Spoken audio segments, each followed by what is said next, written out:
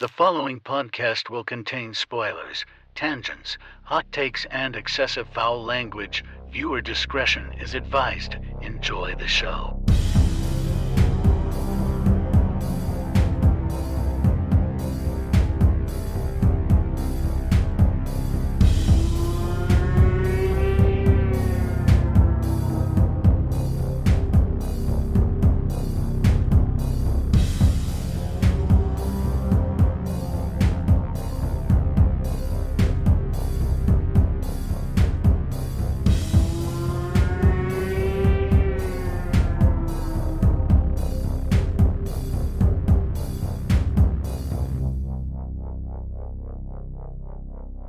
Greetings, horror fans, and welcome to episode 298 of Frightmares. I'm your host, Austin Proctor, and joining me today is a man who needs no introduction, mainly because he gives a movie recommendation a week. It is none other than the man himself, Mr. Jason Hill.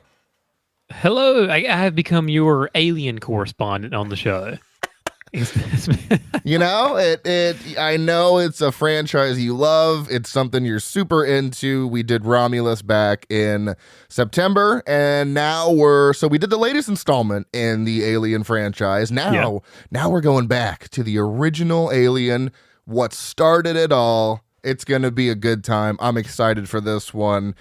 I mean, I say that every episode. Like, I don't think there's ever going to be a time where, like, I'm not excited to review this unless it's, like, just a dog shit movie. But nonetheless, because I kind of have an interesting backstory with this one.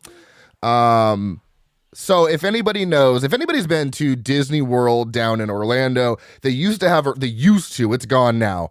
They used to have a ride called the Great Movie Ride. It's one of my favorite rides of all time at MGM or now Hollywood Studios, fucking whatever. Yeah. And in the queue, they would be playing a whole bunch of trailers. And Alien was one of the trailers. And I remember seeing that as a very young kid being like, this is horrifying. Why are they playing this in a family ride? And eventually, I ended up seeing Alien at a very young age. I mean, I had to have been like 10, maybe. And I was at my friend from church's house, and his mom just let us watch Alien and Aliens back to back for whatever reason. Hell yeah. Yeah, I'm like, that's a good way to keep kids preoccupied for 6 hours. Dude, yeah, right? So we watched both of those, and, you know, his mom was just not there the entire time. It was just me and him in his house watching Alien, and then we watched Aliens, and so that's my kind of history with this movie. I saw this at a very, very young age, and it horrified the shit out of me to the point where I didn't sleep for weeks, and I didn't revisit them till so much later in life because of how scared of those movies I was. But yeah, I'll always remember seeing the Alien trailer in the Great Movie Ride, and that's kind of how I got exposed to it. And I was always like, oh God, it's the Alien trailer. I don't like this one because the trailer's fucking intense. It's very intense. It has like the alarms blaring, and you know, you have all the crazy moments from the movie chopped up, and it's a scary thing to play for a family ride. So that is my history with. Dude, the egg. Yeah, the egg. They show the egg. They show the chest burster, shimmying down the fucking table, and they show. What did they show? They show Ash's head coming off, and I'm like, dude, this is horrifying. This is terrifying. Why are we showing this? So We got Mickey Mouse to calm everybody down after. Right, yeah. And then they even had an alien section in the Great Movie Ride that you would go through, and like the alien, you had Ripley with the gun, and they had all these animatronics of Alien 3 was the first one that I ever saw. Whoa, okay. Also with my dad. I remember it was like the network television premiere. I watched it with my dad, and it was also a big deal because it was letterboxed, and that wasn't a big thing that was done. It was. I remember my dad was like, "Is it going to be like the bars the entire time?" Because it's also like on 1995 tube television. It's not like it was long before the days of 4K. This is everybody's watching with the rabbit ears and VHS tapes. Yeah. No, I remember watching that and also being terrified. Now you look back at Alien 3 as Alien 3. But then I went back and I remember I watched Aliens before I watched Alien also. Oh my god. Because yeah, exactly. No, I mean, I know it's very weird, but Aliens was always on television, like always on television. That's true. When I was, for whatever reason, it was the one that was on. Maybe it was because it would fill up more time because it's closing in on 2.5 hours. That's true. But I was like, this is awesome. Now, finally, I don't know how I got to Alien. I guess maybe I rented it one day or something. Okay. I just remember watching. I do remember watching it and being like, "This is amazing." Why didn't I start here? Exactly. I remember also later years, I took a film class, and the one of the movies they showed for Halloween was Alien, the first one. And of course, I had seen it, so I knew like what was going on. But like half the class hadn't seen it at that point. This is like 2007. Oh wow. Yeah. And I remember there was one guy who was like, he's like, yeah, I'm a big scaredy cat when it comes to horror movies. Like, even Gremlin scares me too much, so I know Alien's going to freak me out. So during the air duct scene, when they get to Dallas. Yeah. When he goes out, like he was in the back seat, he flew back and he hit his head on the back of the wall, and it scared the crap out of him. Oh we had to pause the movie to make sure he was okay. I was gonna say, did he knock himself out? No, he didn't. Fortunately, he didn't knock himself out. But this is also the same. I told you earlier in the week when we watched Inland Empire, and like a whole course was him. Like the next class was just him explaining what was happening during Inland Empire. Wow. And I walked out of that scene. I was like, I have no fucking clue what happened in this movie. I can't wait to. I'm like, so my plan for Lynch movies after watching Eraserhead, I know I told you, but for everyone listening, I'm planning to do one Lynch movie a month. I'm gonna buy it physically so I can own it, and I legitimately don't know a fucking thing about any of his movies. Like, I don't know what any of them are about. I just know that most of them are thriller kind of crime dramas for the most part. So I'm just gonna go into every single movie blind once a month, and I should finish, because he only has like 10 movies. I mean, he's got like 100 fucking director credits, but he does a lot of shorts and a lot of other stuff. But he only has 10 feature-length movies that I could find, and a couple documentaries too. So that's my plan for his feature-length films, and I'm so excited to be in the same boat. Like, I don't know what this is about, but I'm into it. I'm here for it. So, and like half of his movies would also, even if you did know what was happening, like somebody gave you like the elevator pitch, you still would walk in and I was like, I still have no fucking clue. Like he's got about 3 of them that are like very linear, but even those are sort of like dreamlike logic. But the rest of them are like, okay, sure, whatever. This is okay, absolutely. There's rabbits on couches, but they're anthropomorphic rabbits on couches. All right, David Lynch. Who fucking cares? Let's go. To be just to be in his mind would be a fascinating place. God rest his soul. An amazing man. Oh yeah, that's a big one. Good shit. Okay, so that is our history with the movie. It is time to move on to the Jason pick of the week. This year, from 1979, Jason has recommended a movie called Prophecy. A government health inspector is dispatched to assess the damage a logging company is causing to a patch of forest claimed by Native Americans, and comes face to face with true terror wreaking havoc in the woods. I'm not entirely sure. Were they trying to make a political statement about Native Americans? Are they pro Native Americans, or are they against? I don't know which way they're leaning. So they went like, okay, we're gonna go with they could have just gone with like obviously the plight of the Native Americans, obviously. Okay. Or they could have done the eco horror, but they kind of was like, all right, we're going to eco horror, and we're going to talk about the plight of the Native Americans. And I was like, you probably should have just gone one route, maybe. Yeah, there's a little too much plot in this for a creature feature, like a little too much. Yeah, just a little bit. Yeah, it's that's the thing with these 70s creature features. They're all half the time they're eco horror movies, and half the time they're just kind of boring. and that's so funny because after watching Invasion of the Body Snatchers, I was like, it's like somebody saw this movie because Donald Sutherland plays the health inspector, and they wanted to do a B-movie cheesy version of it because he's also a health inspector doing stuff that a health inspector does not do at all. So yeah, no. It was like I said, this is a movie I've been like trying. It's like been on my to watch list for a long time, and I was like, all right, we'll just do it. I'll use this as an excuse to watch it. There's only one highlight in this movie, really. It's worth it, and I don't even want to say really what it is. I just want to say sleeping bag. Yeah, like I can't believe I've never seen a meme or a GIF of that scene in my entire life. Like it caught me way. I just busted out laughing because I had no clue how else to handle that scene. I was watching. I was like, "Oh, the monster!" 45 minutes into the movie, yes, here we go. And then the whole scene happens, and I laughed so hard, like I almost fell over. I was laughing so hard, and then I was like, "Gabby, you gotta come in here and see this," and played it for her, and she laughed just as hard. Like it is one of the greatest scenes I think I've ever seen in a horror movie. It is so perfect. And it just when I was getting bored with the movie, that happens, and I was like, all right, I'm back in it, baby. I rewound. I was watching it, and I rewound. I was like, what did I just see? Is this what I just saw? Because it's like half a second. And I was like, I got to rewind this real quick to see what. And I was like, sure enough, that's what happened. I was like, okay, movie, got it. You're getting at least 1 star just from this. Yeah, I gave it an extra half star for that because that is amazing. I was upset though because in the beginning, I thought they killed the dog in the first 5 minutes, and I was like, Jason, what are you doing to me, man? I was like, really, the dogs? But then the dog gets rescued. Don't worry, the dog gets airlifted the fuck out of there.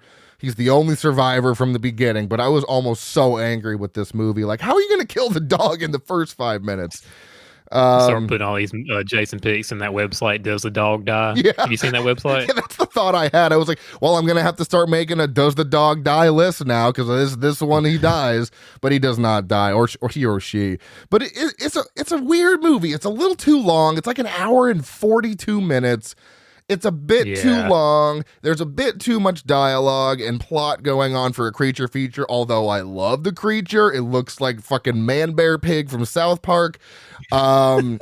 It's fun. If they would have just trimmed the fat a little bit, not had so much plot, because there was for a creature feature, like I said, there's a lot of plot going on here.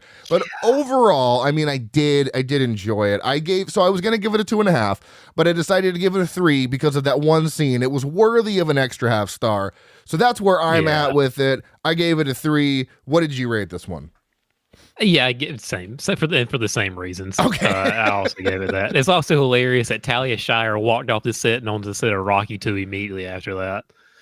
Oh my God. It's Adrian. Oh my God. I can't believe I didn't look that shit up. I'm sitting there the whole time like, I know you from something, and I just watched the Rocky movies. So that's hilarious. But it's like she did Rocky, and then she did like, I think one other movie, then she did Prophecy, then she did Rocky 2. It was like, all right, see, paycheck's a paycheck, right? I guess. Yeah, I guess so. This one, okay. So this one's on YouTube. The copy you sent over to me to watch, I was playing it on my TV, but it was like shrunken in and it was really pixelated. So I found another one that was like fucking HD quality, like beautiful. But there was an ad every 6 minutes, I swear to God. And it wasn't like, 5 seconds skip. They were like minute to 90-second ads that I could not skip. Sorry. No, you're fine. You're fine. So I watched it on, like I watched that the one I sent you. Did I watch the MGM Plus pop copy because I have that because my brother has that somehow. So it's an HD copy on MGM Plus. I meant to tell you, I don't know if you have that. I don't, but it's okay. I was just like, really? Like, I don't think I've ever seen YouTube ads happen that often and not be able to skip for like a minute. So if you're going to watch it, just get MGM Plus, do a free trial, and then cancel it. But that is Prophecy from 1979. I don't have to play my clip because the man is here. So take it away, Jason. Jason says, check it out. You'll probably hate it. Thanks, Jason. Let's move on to the Oscar winners and highest grossing movies of the year. Let's see here. So the highest grossing movie of the year across the board is a movie called Moonraker, which I've never even heard of. 210. It's a 007 movie. Oh, okay. There's no... It's the one where he goes to space. Oh, well then, okay. So that made $210.3 million. The highest grossing horror movie of the year is Alien at $108.6 million. Academy Awards. This was the 52nd Academy Awards taking place on Monday, April 14th in 1980, honoring movies released in 1979. Best actor goes to Dustin Hoffman for Kramer versus Kramer. Actor in a supporting role goes to Melvin Douglas for Being There. Best actress goes to Sally Field for Norma Ray. Actress in a supporting role goes to Meryl Streep for Kramer versus Kramer. Best cinematography goes to Vittorio Storaro for Apocalypse Now. Director is Robert Benton for Kramer versus Kramer. Music/score, or the original musical score, is George Deluru from A Little Romance. And Best Picture, Kramer versus Kramer. I watched this one, obviously, since that's what I'm doing this year. Definitely a step up from the previous two, as I was really not a fan of those. Although, I absolutely hated Meryl Streep in this movie. Not a fan of whatever her name was. Joanna, I think her name was in the movie. Not a fan. There is a beautiful relationship that blossoms between Dustin Hoffman's character and his child's character. It's very sweet. I can relate to that as a dad. Obviously, I have a daughter, not a son, but nonetheless, I can relate to a blossoming relationship between a parental figure and a child. It was really good. I wasn't really tuned into it until like the third act, when kind of shit started to go down.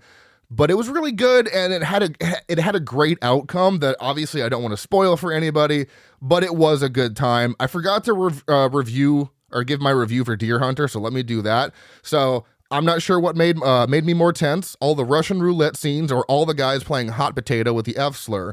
And my review for Kramer versus Kramer is, Jesus Christ, make up your fucking mind, Joanna, because she is the definition of a waffler. Not a fan of her. Oh, man. Yeah, I've never seen Kramer versus Kramer. I've seen The Deer Hunter. It's I know it's one of the benchmarks for the new Hollywood cinema that came out in the 70s.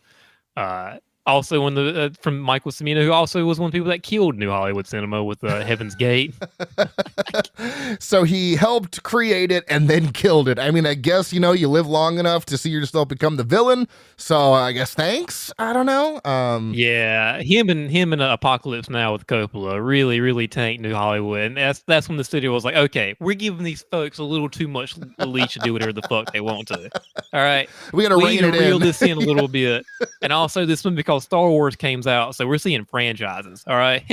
Yeah, because I mean, when you think about it, sequels weren't really much of a thing in like the 60s and 70s. I mean, the sequels just weren't really a thing for a while. And then, Star Wars happened, and then you had Empire in 80, and then sequels it's like the 80s were just shitting out sequels. You know what I mean? It's like Star Wars had 1 and 2, exactly. and they were like, we can make money off more. Let's do that. So yeah, I mean, same thing with Rocky. Rocky also kind of kicked off the sequel craze. Yep. And everybody was like, yeah, we could make The Godfather, I guess, but we're going to make these other movies because that's where the money's at. Exactly. We're going to give you 9 Friday the 13th. We're going to give you 7 or 8 Nightmare on Elm Streets. But yeah, what was a Godfather? Godfather was 72. And then the sequel, I think the sequel was 74. So like, I think that was probably not maybe the turning point, but that was like a big sequel that they did. And then I really think Star Wars just kicked off just franchises and sequels and all that shit. Yeah, so, and like Star Wars is kind of the zenith of American pop culture. Even still, like everything is still like we're still feeling the Star Wars craze, and it's not going away anytime soon. Everybody can talk about being burnt out on Star Wars and Marvel movies, but guess what gets butts and seats? Star Wars and Marvel movies. I mean, one of my biggest fears in life that's probably going to happen is not seeing the end of the Star Wars or Marvel cinematic universes. Like, I'm gonna die, and then they're gonna still continue to make movies, and that's like my biggest fear. It's like, fuck, I won't see the end of these franchises, but what are you gonna do? They're gonna make movies till the end of they're gonna make movies till the end of time. So yeah, you'll see bald Timothy Chalamet playing Professor X. You're gonna miss that. So that is what's going on in the world of cinema in 1979. Let's move on to the IMDb Roundup. This is Alien from 1979, released on June 22nd of that year in the U.S. This is rated R for sci-fi violence, gore, and language. There is mild sex and nudity, moderate violence and gore, moderate profanity, and mild alcohol, drugs, and smoking, and severe frightening and intense scenes. Coming in at an hour and 57 minutes, listed as a horror sci-fi directed by Ridley Scott, who has 162 producer credits, so he's done a couple things. He's also directed Blade Runner, Gladiator, and House of Gucci, which I didn't even know until I was looking this up, which is a random... He directed House of Gucci? Directed House of Gucci. So there's I remember when that came out. I didn't realize that was a Ridley Scott joint. I didn't either. And I saw that. I'm like, okay. Written by Dan O'Bannon, who also wrote Dead and Buried, which is a underrated, just utter slap of a movie. Life Force and Total Recall. And then we also have written by Ronald Shusett, who wrote Dead and Buried and Total Recall. Composed by Jerry Goldsmith, who's been on this show. I think he was on the Gremlins episode. He's also composed Poltergeist, Gremlins, and Total Recall. Cinematography by Derek Van Lint, who only has 6 credits, but was also the cinematographer for Dragon Slayer. And then we have edited by Terry Rawlings, who also edited Legend, Goldeneye, and The Core. Second editor on this film is Peter Weatherly, who also edited Creepshow 2. Fun fact. This is starring... You probably put Alien at your top of your resume instead of Creepshow 2. Yeah. Alien was his top credit for sure. Starring Tom Skerritt as Dallas, who was also in Top Gun as Viper. We have Sigourney Weaver as Ripley, who is probably most known for this franchise, I would assume, but she was also in Ghostbusters as Dana. We have Veronica Cartwright as Lambert, who was also in last episode, Invasion of the Body Snatchers, as Nancy Belichick. We've got the late, great Harry Dean Stanton as Brett, who was also in Twin Peaks, Fire Walk With Me as Carl Rod, speaking of David Lynch a moment ago. We've got John Hurt as Kane, who was also in The Elephant Man as John Merrick, but probably what everyone knows him from is Harry Potter and the Sorcerer's Stone as Mr. Ollivander. Ian Holm as Ash, as Lord of the Rings franchise as Bilbo Baggins, and Yaphet Kotto as Parker, who was in The Running Man as Laughlin. Estimated budget of $11 million, grossing $108.6 million. This was filmed in Surrey, Berkshire, and London, England. You can watch this on Peacock, but I don't think that's right, so let me double check that. Yeah, no, that's what I watched. I watched it on Peacock. Oh, shit, it's not on Hulu? What? Yeah, typically, I don't know. It's not on. I mean, same thing because like Harry Potter movies, like that franchise moves streaming service to streaming service like every month. True. It's a game that me and my wife play. I was like, all right, what streaming service is Harry Potter on this month? Okay, all right. Well, yeah, it's on Peacock. Okay, just making sure I wrote that down right. Movies that came out around the same time, we have Mad Max, Dawn of the Dead, Phantasm, The Driller Killer, Rocky 2, Escape from Alcatraz, The Muppet Movie, Meatballs, Moonraker, The Frisco Kid, The Amityville Horror, More American Graffiti, Apocalypse Now, and Life of Brian. That is a stacked year right there.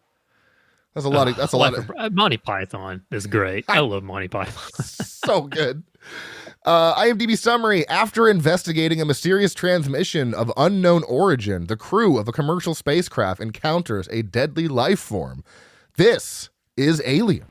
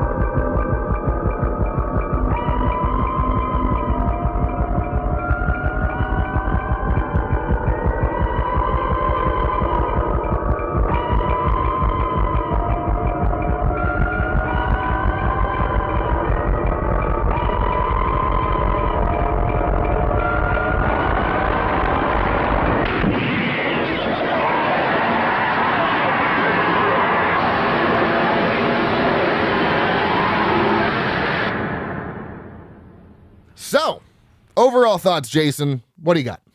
The benchmark for sci-fi horror movies. Yeah. You know, it is there might be, you probably could point to other ones like maybe The Thing or some other sci-fi horror movie, but this is what the gold standard. This is what that sci-fi horror movie is going to be compared to. Right, wrong, or indifferent.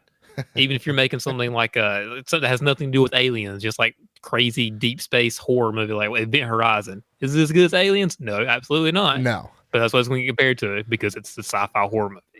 And I love it. It is a fantastic movie and one of the best movies of the 70s, bar none. Agreed. I agree with all that. And it's crazy to think that the benchmark for horror sci-fi came out in 1979. That's fucking crazy to me. Yeah. It's utterly it's to me it's just unreal that a movie that came out, I mean, this is 48 years old at this point. Yeah, no, I can't do math. I'm so dumb when it comes to doing math like this. We'll say you're right. We'll say we don't check your calculator. Don't do it. No, you're right. Don't worry about it. Don't look at your phone. We got this. We'll say 48. Yeah, so almost 50 years old, and it's still the benchmark. And what everyone's going to compare a horror sci-fi to. I can't say it any better, so I'm just going to say ditto to what you said because that's my overall thought. I mean, crazy. It's just so this good. was almost a Roger Corman movie. No, it was not. And no, that's what they went to first. And Roger Corman was like, "Listen, I'll buy this from you, but I really can't afford to make this."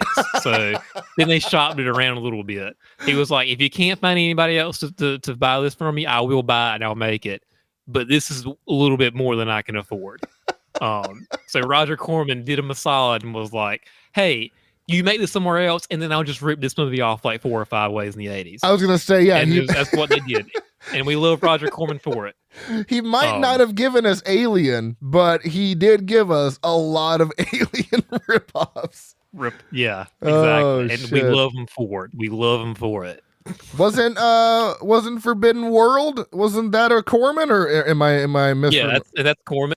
Absolutely an Alien ripoff. Yeah, there you go. Forbidden. Yeah. So, man. So before we dive into like the normal kind of review here, I feel, and I talked to you about this off mic. There's not much I'm gonna say here to convince someone that this is a good movie because it is so well received. It's got insane ratings. And then, like I told you, I don't think I've met someone who's like, fuck Alien. Like, that movie sucked. So, we've got some other stuff that we can dive into here first. That's obviously themed around Alien. Like, I've got a theory here. It's a fun theory. It does correlate more to Aliens, but same cinematic universe. It's fine. So, theory is Aliens, the sequel, and Avatar, same world. What do you think? I've got points to back this up. But what do you think just off the cuff? Okay. I'm listening. Listening. Now, the James Cameron as Weyland Yutani mentioned it all in the Avatar movies. I haven't seen this. I still haven't seen the second Avatar movie. I haven't seen the second one. So I have six bullet points here. So the first one being they're set 25 years apart, right? 2154 for Avatar, 2179 for Aliens. Cool. Pandora orbits Centauri A, also mentioned in the Aliens technical manual as home to Aurora 510, where some of the 2nd and 3rd Colonial Marine Brigades are stationed. So that's a fun fact. There's a specific mention of bad taste in mouth when exiting cryosleep in both movies. You have the appearance of the alien cryo chambers and the Avatar interface beds. Very similar. Okay. Aliens drop ships and various Avatar vehicles look very similar down to like the details on the nose, and powder loaders and the mech amp suits are also very fucking similar. So and they're also done by James Cameron, both of those movies. So I'm thinking they might be in the same universe just based on the timeline and a lot of similarities between them. Obviously, this is just a theory. This is not backed in like hard evidence or even James Cameron confirming it. It's just a theory. Yeah. So I went into I watched a YouTube video that was the timeline for the Weyland Yutani Company. Okay. So Peter Weyland, the creator, Guy Pearce in the Prometheus movie. Yeah. Was born in 1990. Okay. That hurts. Yeah, exactly. So he was born in 1990, and he was Okay. and he started the company, and he was getting all these copyrights, and he was doing a whole lot of stuff. And it didn't become Weyland-Yutani until after he died, Yeah. and then they bought the Yutani company in Japan, which is a Japanese company. So that's why in the Prometheus movies and that awful Covenant movie, it's still called the Weyland Company and not Weyland-Yutani. Well, I don't know. Is it Weyland-Yutani in Covenant yet? In what? In Alien Covenant, was it Weyland-Yutani yet? I don't think it was. I don't think it was because which is funny because that was actually the next thing I was going to mention is like the kind of not like a brief history on them. So Weyland-Yutani is a merger between the British tech company Weyland Corporation and the Japanese cybernetics company Yutani Corporation. Weyland focused on technological advances, making huge strides in fields including holographics, off-world colonization, faster than light travel, cybernetics, transportation, and healthcare. And Yutani was a Japanese cybernetic company founded in 2074.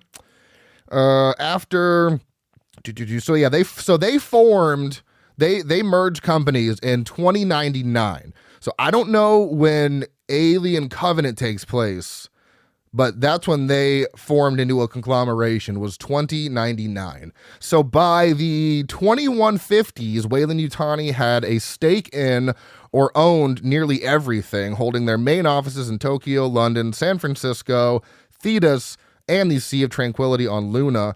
The company deals primarily in technology, manufacturing, synthetics, spaceships, and computers for industrial and commercial clients.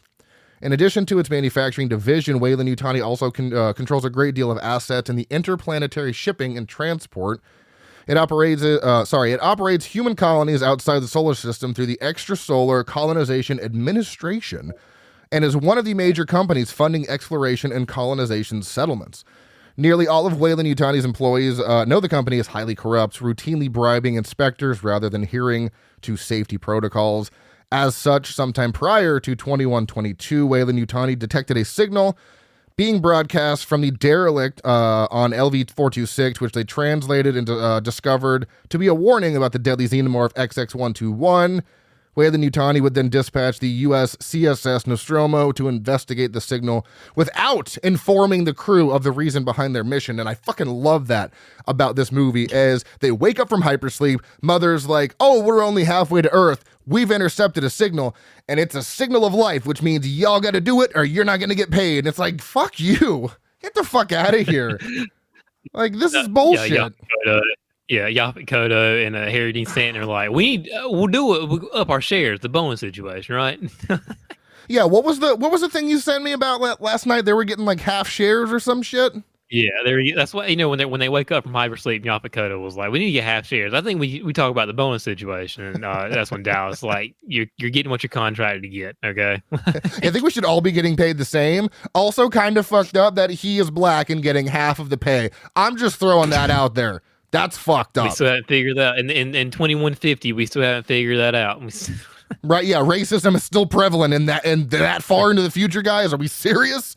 Come on now. Ugh. So, yeah, I think Weyland-Yutani, man, they're a fucked up corporation. I mean, we all know this, and you get that, which is crazy because they do establish that in the first movie. It's not like obviously over time we learn more and more about them, and it does get kind of convoluted in Prometheus and Covenant, but I digress. You do know by the end of Alien that Weyland-Yutani is kind of fucked up because the crew is expendable. They are there only to bring back the extraterrestrial life, and then of course it's revealed that Ash isn't even a human being. He's a fucking android. Placed there by the company. So you get all of the greed and just disloyalty they have towards their employees right in the first movie. So I love how they just established that. And again, it's not like something that they distorted over time. No, from the beginning, Weyland-Yutani has been a shit company to work for. I'm sure the benefits aren't great either. They probably don't even have fucking dental. It's a mess, I bet. Yeah. Well, apparently, Peter Weyland got all his goodwill because he figured out how to the climate change. He fixed it. Did he? That's how he got all of his goodwill. He fixed the climate. Yeah, that's what happened in canon. That's how he got all of his money, or it came up through all the ranks and all the science stuff. Okay, He so thinks climate's changed. so racism is still prevalent, but climate change has been fixed. So I, all right. Florida's not going on a Whalen Yutani's watch, Austin, so you've got nothing to worry about.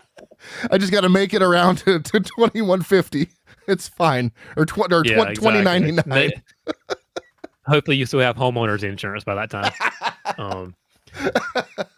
Yeah, there's actually a lot of insurance companies that are dropping Florida as a state just because of it's lawless down here. So we might not even have homeowners insurance by that time. So yeah, I think we also need to mention. I had something else I was gonna say, and I think I deleted it on accident. Fuck. Oh no. I can undo it. Yeah, I know. Undo. But I do obviously want to mention the opening title sequence or the opening title, whatever you want to call it. I think that is still to this day one of the greatest and simplest title sequences ever of how they form the name Alien and just these fucking stellar shots of space. Obviously, it's a studio or a production house, but it's just so simple, but it's so effective, and it sets the tone for the rest of the movie, and I love it. Even just like the whole marketing campaign for this, the in space, no one can hear you scream, and just that green egg for the posters. Like, obviously, that's not really what the xenomorph egg looks like, but when you think about the alien egg, that's the thing that pops up in your mind at first, just that trailer and that ad. It's a great poster. Yeah, it's a great poster. Yeah. So I agree. I watched the video. Apparently, Fox sent over an egg to the egg that they used for the marketing campaign to the Smithsonian and their little like movie memorabilia stuff. Okay. But they didn't realize it until later, like much later, that was actually the egg from the Alien 3 trailer and not from the original Alien trailer. Perfect. I love that for them. Wow. So Alien 3 trailer has the egg in the Smithsonian. So that's, that's where it lives now. Alien 3. Not Alien or Aliens. Yeah. Alien 3. Let's remember Alien 3 forever. Especially you, David Fincher. Don't you dare forget about Alien 3. Oh, he hates this movie. I mean, honestly, I can't blame him. That studio really was not good to him at all. Yeah. Yeah. It was not. Let me go back. Okay, here we go. Okay, there we go. All right, so great title sequence, as mentioned. Also, fantastic use of miniatures. And a fun fact about the miniatures is the main model of the Nostromo was about 8 feet long, which was representative of 800 real feet that they were trying to convey in the story. And the refinery that they're towing on the back of them is supposed to be 1.5 miles long. That is so insane to me. It's insane. There's only 6 people on there's only 6 people on that ship too. It's a fucking ghost town on that ship. But I think that's something I really do enjoy about the film itself, other than the obvious isolation because you're in space, but it's such a small crew.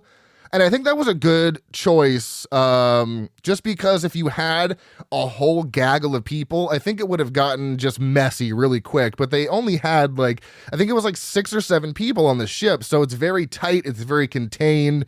You have the immense feeling of isolation, especially with the long tracking shots that they have in this movie.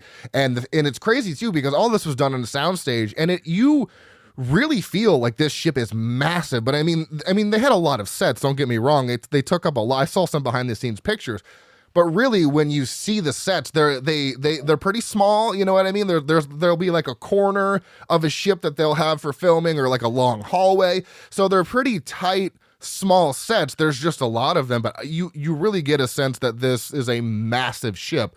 And I think that how it was filmed is incredible to me, because you do get that wow, this is a big ass ship, but really it's just a bunch of small little sets, which I find fascinating. Yeah, and it's almost like in several aspects, it looks like it's being shot almost like a play. There's several, you'll see somebody in focus and they're talking to somebody you can barely see in the background, especially when they're talking when Sigourney Weaver's talking to Yaphet Kotto's about killing the thing. He's very in the back, but he's very blurry. Yeah. And while everybody's kind of around, they're sort of talking, it almost feels like it's everybody's not exactly talking over each other. But the way the movie is blocked and shot, it just sounds it's very, very comfortable, even though there's tensions on this thing, or going through the roof. Even before the alien stuff, you can see everybody's kind of like. Now, granted, if I was on a ship with 6 other people for at least, as they said that they're like 10 months away from Earth when they wake up, something like that. Yeah, they're still a ways away. Yeah. So I can bet that's and of course they're all like older people too, except for I think Sigourney Weaver was like in her late 20s, but everybody else was like 40 or 50 or something, which was nice. And they're just like space truckers. They're not like, this isn't a fancy rig. This isn't like the Prometheus. Yeah. This is just a straight like down and dirty 18-wheeler hauling across the planet. It's dirty. It's gritty. Everybody is kind of like nobody's makeup is not like everybody's looking perfect. Everybody is just like there to do a job. These are blue collar folks that just got dragged into some Weyland-Yutani evilness. Okay. Yeah, and that's what I love about it. There's this kind of grunge that goes with it. It's not so polished like Prometheus and Covenant. These are just your blue collar workers just getting down and doing a job. You know what I mean? It's a payday for them. And there's something kind of so simple but effective about using just kind of the average man, you know what I mean, as opposed to these highbrow people in suits and fancy shit. Because Prometheus and Alien Covenant, don't get me wrong, I love Prometheus. I think it's great, although it does kind of convolute the story a bit, and the technology is just so far advanced for being prior to the Alien movie, so it just doesn't fit in really. It doesn't really fit in a lot. But this one is just, I think my only real dislike about it is the fact that it is so close to being a timeless movie, but it is the 70s and they're using technology that they have in the 70s, but trying to make it feel like it's in the future. But it's clearly, so that's like my only problem with the movie is it is so fucking close to being timeless. But then you see those big chunky monitors and you're like, this is clearly from the 70s or 80s. Or like when they go inside to talk to Mother. Yeah, there's just lights. Yeah. It's like my graphing calculator is more high tech than this. Yeah, so it's like that is my only thing that I'm just like, man, if they would, it's the 70s. What are you gonna do? I can't expect them to be perfect on that front. It's really hard to make a timeless movie, especially from the 60s or 70s or 80s. It's hard to do that. But other than that, the movie is pretty fucking perfect in my opinion. Let me go back to, here we go. For example, one of my favorite things about, and I'm going to ask you this question because Gabby couldn't confirm, and I know you're deep into the alien lore. I think one of the most fascinating things about this movie is how the aliens reproduce, right? So then you can correct me if I'm wrong on any of this, but you have the queen lays the eggs, right? Yes. Eggs hatch as face huggers attach to a host. They implant the alien in that host. The alien bursts out of said host. And that's just like, that is such a fascinating original idea of how these things spread. But my question is, do these aliens require a human host for their survival, or can they do it in any living organism? No, remember, because Alien 3 was a dog. Remember, that's what the alien was based off, because they got infected a dog. Okay, I was trying to remember, and I was like, I can't remember if they have to have humans or not. So basically, it's anything with the fucking pulse that they can... And from the cinematic masterpiece, Alien versus Predator Requiem, there's a Pred alien, remember? Okay, that's right. That's right. There we go. See, this is why I knew. Yeah, this is why I knew I had to ask you, because I'm like, I'm obviously not remembering. So there we go. Okay. Yeah, I'll excuse you for forgetting the Alien versus Predator Requiem Pred Alien. It's kind of a blocked memory that I have.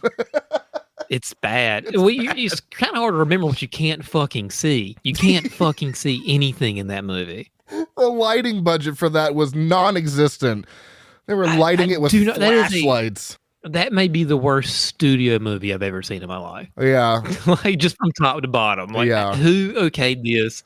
Who put money into this, and who was the crew that decided to take the entire month off to not light it? I don't.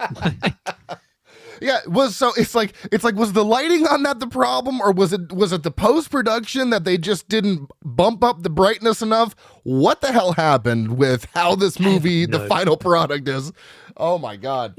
Okay, so there you go. They just need so they need basically anything that they can interject themselves into, but it is. Man, that is such a wild way of like reproducing and making aliens. I think it's just incredible. Apparently, they were inspired by wasps who do a lot of time they infect like caterpillars and stuff. That's what the kind of the inspiration was for it. Okay. And obviously the obvious body horror of it, like pregnancy and stuff. The big body horror from it. That was pretty big. You just got done watching a body horror movie. I did, with Invasions of the Body Snatchers. I did. So and then of course Cronenberg was pretty big in the 70s. So when he was a big shivers with his body horror stuff. Yeah, I think he's probably one of the pioneers that kind of started the whole body horror thing, because you get to the 80s with The Fly and all the other crazy shit he did. I mean, I think The Brood was 78, Alien or Fly was 86, but yeah, he had a whole bunch of shit. Scanners, I think that was 80. That's not really necessarily so much body horror, but there's a fucking lot of good practical effects in that. Videodrome. There we go. That's the one I was trying to think of. Videodrome. Yeah, that's from like 84. That is a fucking phenomenal film. Just like going through his stomach and pulling tumors out of his stomach. I was like, what is going on? This movie is Go ahead. Yeah, this movie is fucking crazy. It's another director that I just want to be inside of their head. What is going on in that head? Like, where are you getting all this shit from, Cronenberg? Because it's not okay. I'm liking it on screen, but man, your head must be a dark place to be in sometimes. So speaking of practical effects, I mean, you got to love the effects in this. There's no CGI in 79. You know what I mean? So all the sets. Nope. All the sets are done practically. All of these shots of things in space are done on a soundstage with miniatures. Like, God, like if you wanted something, you had to make it. There was no, we'll just do that in post. No, you had to make it by hand and paint it and set it up and then light it. Like the amount of effort and work that went into filming Alien holy shit. I can't even imagine how long it probably took. I didn't look that up, but I'm sure it had to have taken some time. Yeah, I mean, they were shooting this on film, not digital. Like the amount of the feat of film that I'm sure this movie took up was ridiculous. But yeah, I remember when I sat down to watch this movie, and it opens on the the ship coming through. I was like, I miss miniatures so much. I know. It's like one of my favorite things. And you know what's actually really cool? There's a movie that came out recently called Frankie Frico, and he actually has a few scenes with miniatures. And I'm like, yes, can we please bring back miniatures? Please. Like, I love better. Yeah, I love I miniatures. get it. It's harder. It's expensive. But I'm like, I just love miniatures, man. Yeah. Even just like, in Star Wars, like, when they're always out in space and they go in these big things that are going, or space balls when that giant plane or ship was going through for the first like 5 minutes of the movie. It's like, man, this is crazy shit, guys. Like, if we could do it back then, we can do it today. But you're right. It's so much easier just to be like, hey, we'll do it in CG. I wish studios cared more about the final product, like the final quality of the product, rather than just fucking dollar bills. We just get so much better end results. Because I mean, Marvel movies have just gone down the shitter with CG at this point. I mean, fuck me, dude. I can't even. Sometimes I'm like, wow, they really just rushed the editing on this, because it just doesn't look good. It's crazy to me that Davy Jones's CG from like 2009 looks better than Marvel movies today. I don't even understand how that's possible, but here we are. I mean, I hate it here. This is the worst experience. I'm not a fan of it. We need to go back to the old ways and make things look good again. Yeah, we can even go back to the in-house with how bad Romulus did when they put when they made Rook, like Ian Holm, like how bad that was in theaters. Like, yeah, I mean. That movie got nominated for an Oscar, by the way. I know! For best visual effects. I'm so excited. Like, really? Well, yeah, okay. I mean, I'm excited, but yeah. I was like, Yeah, though I saw the apparently they redid the Ian Holm look for the home release. I haven't seen. I don't know. Have you watched your Blu-ray or 4K? Have you watched it? So I'm gonna watch. Since I started with Alien, I'm just gonna run through them again. You know what I mean? I'm just gonna run through them all and then end with Romulus. Sure. So I'll get back to you on that. But yeah, I did hear that Fede Alvarez came out and said, yeah, it got rushed. We didn't have time, so that's what we put out in theaters. But apparently they'd made it look a lot better on the 4K, which I do have.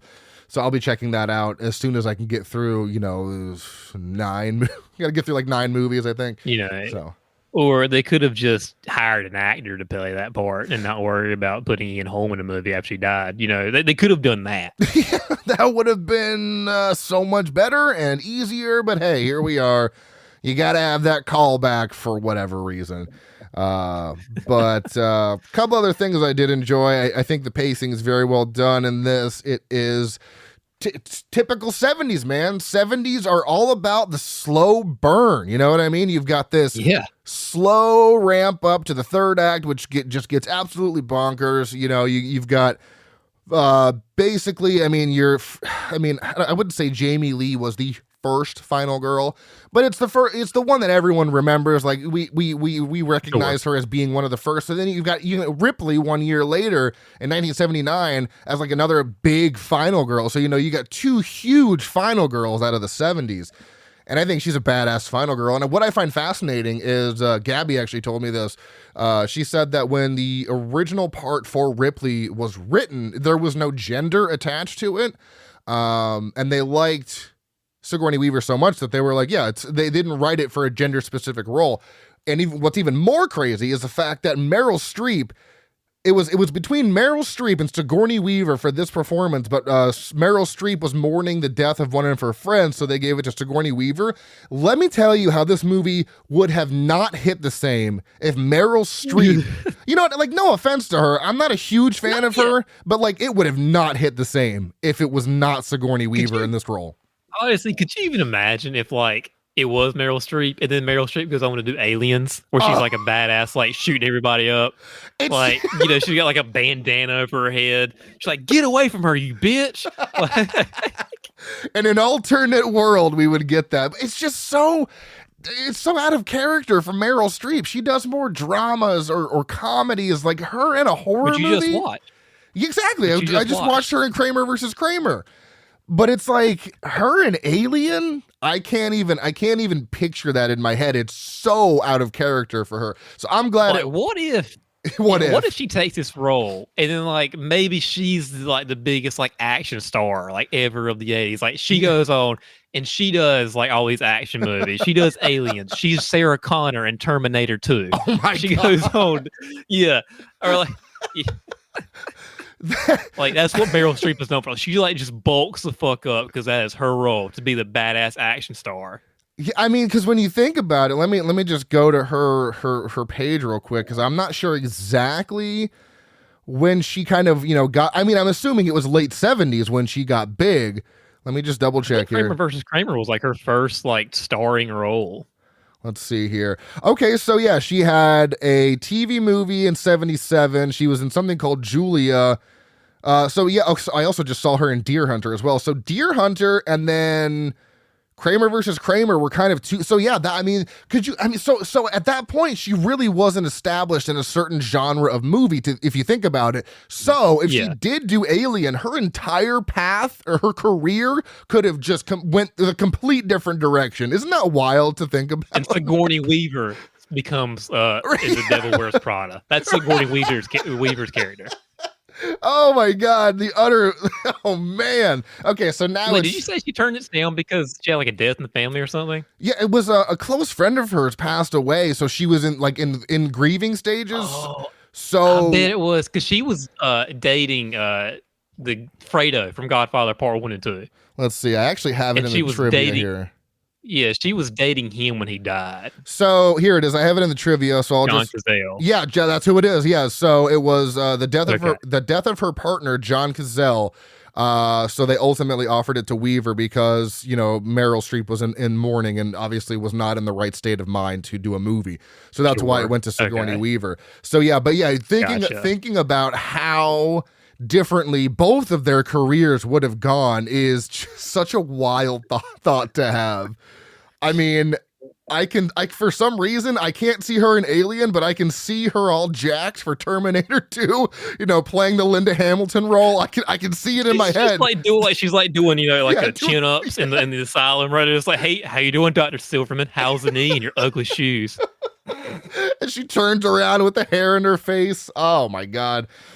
in an alternate world, I'm sure that exists. Maybe if we sync up timelines at some point, we can get a crossover of the wild thing that we've contrived talking about Meryl Streep and Terminator 2. It's a real Sophie's choice. Oh man! All right. So, anything specifically you wanted to mention about likes here before we move on? Everything. I love it. I know it's one of my favorite movies. So yeah, there's not going to be much for dislikes here. I don't have a hot take. I mean, I don't even know what kind of a hot take you'd have with this movie because it's so well loved. So if someone's got a hot take, maybe send it over to me. Maybe you don't like it. So where was that water coming from that Brett was looking up at over the chains? What was that all about? Yeah, right. That's actually my favorite. Funny segue that you should mention that, because that's actually my horror moment.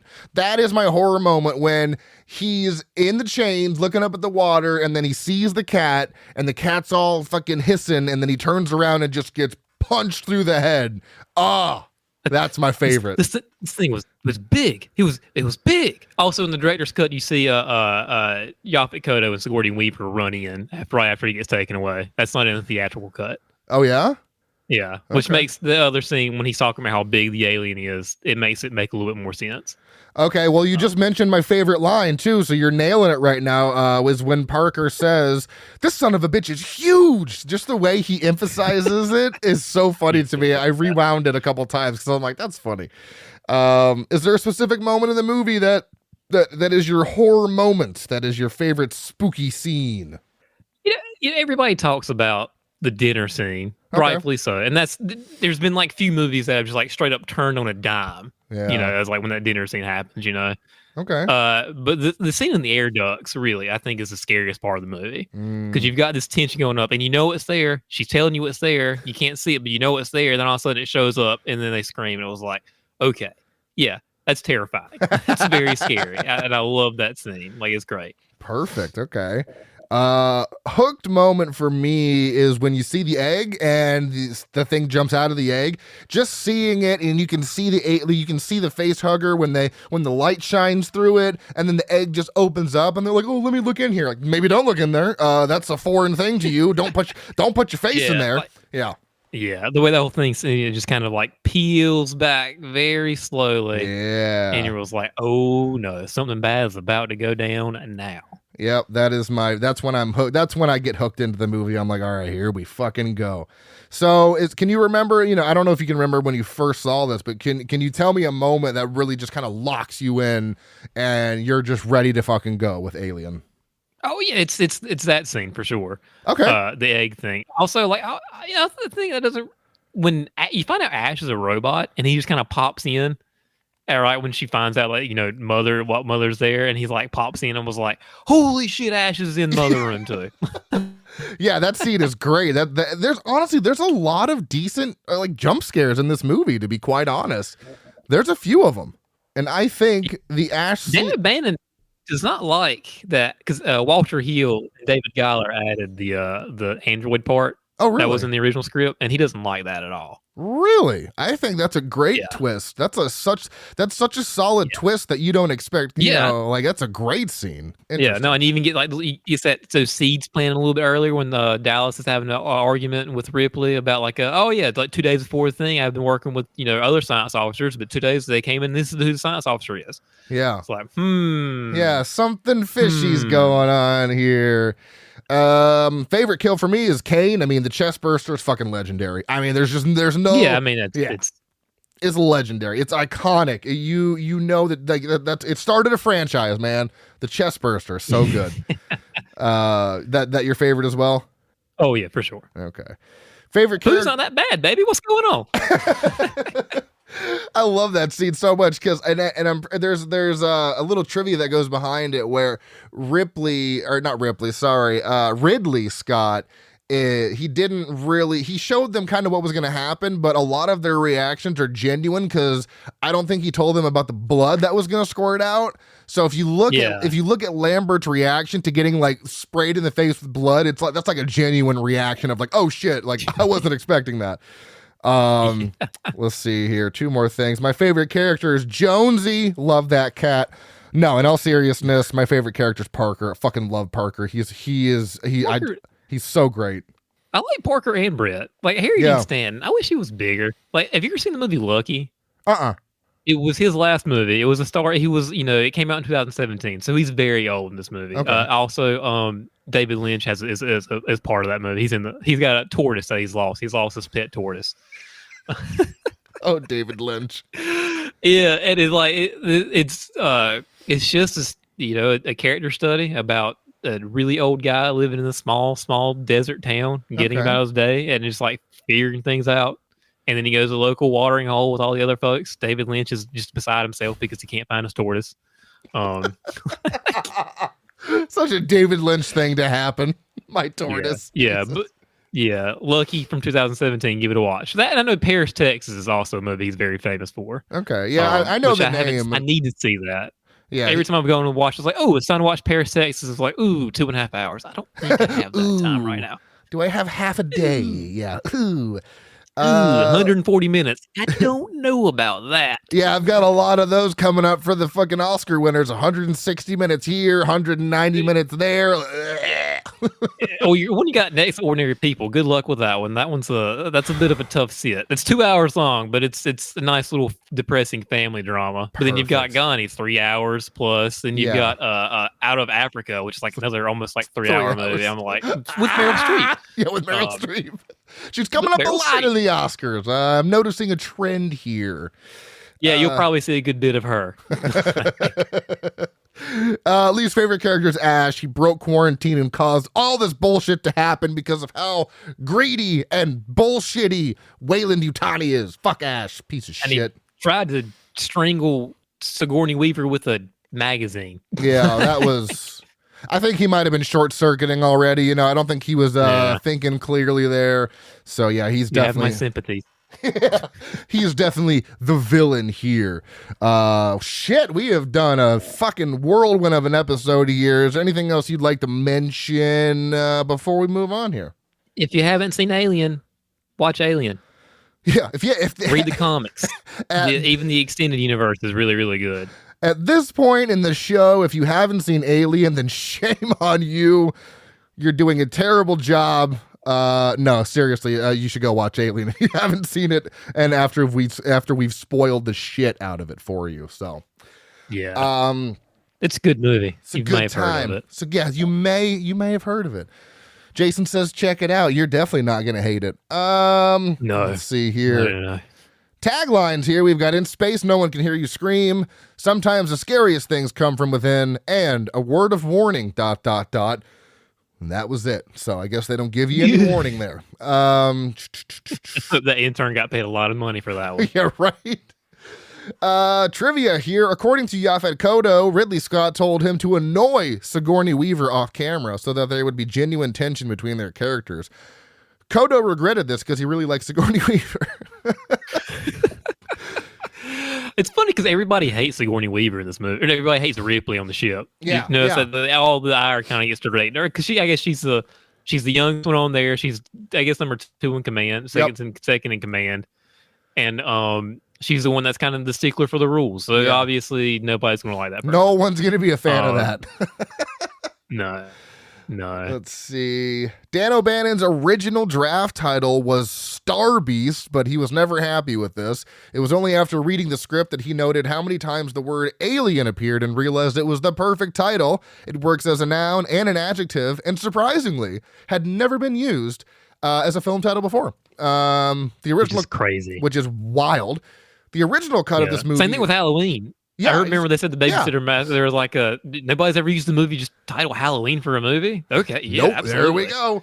Make it a franchise. So glad it's better than the Babysitter Murders. Like, the Babysitter Murders 6, The Curse of Michael Myers. Yeah, no, that is entirely too long. It's not fitting on the marquee. Go fuck yourself.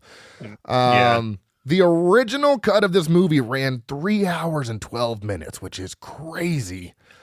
Ridley Scott cites 3 movies as the shaping influences on this one: Star Wars Episode 4: A New Hope, 2001: A Space Odyssey, and the Texas Chainsaw Massacre for its treatment of horror. The slime used on the alien was KY jelly, so that's hilarious. Harrison Ford turned down the role of Captain Dallas. Could you imagine an Alien with Meryl Streep and Harrison Ford? Golly. Oh, man. The first R-rated movie to receive a tie-in series of toys marketed towards children. And finally, the vast majority of this movie was filmed using a handheld camera. Art director Roger Christian remarked in an interview that 80% of Alien was shot on Ridley's shoulders, referring to the fact that Ridley Scott did all the handheld camera work himself. This is one of the reasons why on his next movie, Blade Runner, Scott was annoyed due to the stricter rules in the US as he could not operate the camera himself. No goofs I could find a value. Rated 8.5 out of 10 on IMDb. 4.3 out of 5 on Letterboxd. Has a 93% on the tomato meter and a 94% audience score. Jason, what do you give Alien? 5 stars. And 5 out of 5. 5 out of 5, baby. I give it a 4.5 out of 5. So that is a Frightmare certified slap. Similar movies according to Letterboxd. We have Alien Romulus, Alien Covenant, Prometheus, Event Horizon, and Life.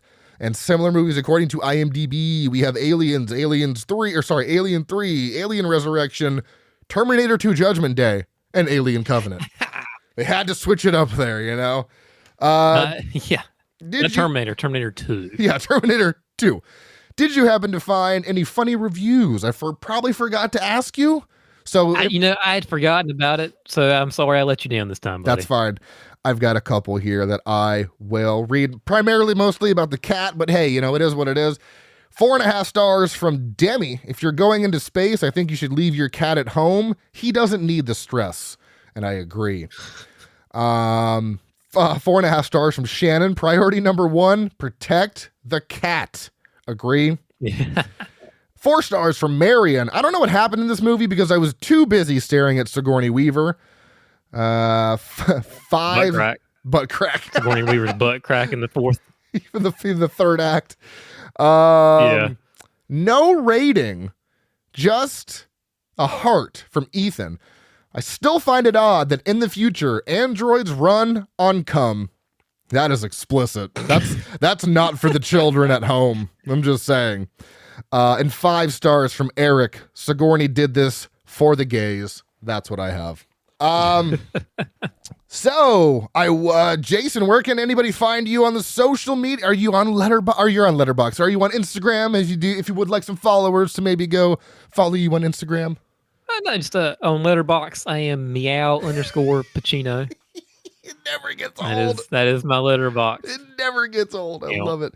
So if you enjoy the show, please rate and review on your favorite podcast app of choice. You can also follow us on Facebook, Instagram, TikTok, and Slasher app at Frightmare's Podcast.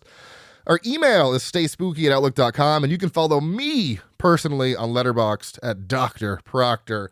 Next week, me and Gabby will be back doing The Shining from 1980. So until then, stay tuned and stay spooky.